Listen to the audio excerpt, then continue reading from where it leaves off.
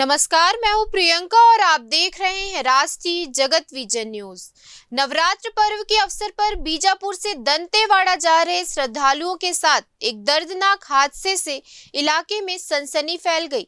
Education city क्षेत्र में hydra वाहन ने सड़क पर चल रहे 8 पैदल श्रद्धालुओं को रौंद दिया, जिसमें एक श्रद्धालु की मौके पर ही मौत हो गई और 2 अन्य घायल हो गए। घायल श्रद्धालुओं का इलाज जिला अस्पताल में चल रहा है। इस दर्दनाक हादसे में 8 श्रद्धालु इसकी चपेट में आए। दुर्भाग्य से 12वीं की कक्षा की छात्रा साक्षी नक्का की मौके पर ही मौत हो गई, जबकि 2 श्रद्धालु गंभीर रूप से घायल हो गए हैं। घायल श्रद्धालुओं का जिला अस्पताल में उपचार जारी है। हादसा बीजापुर थाना क्षेत्र के एजुकेशन सिटी के पास हुआ। नवरात्रि के पावन पर्व पर माता के दर्शन के लिए निकली ये पैदल यात्रा एक परिवार के लिए मातम में बदल गई।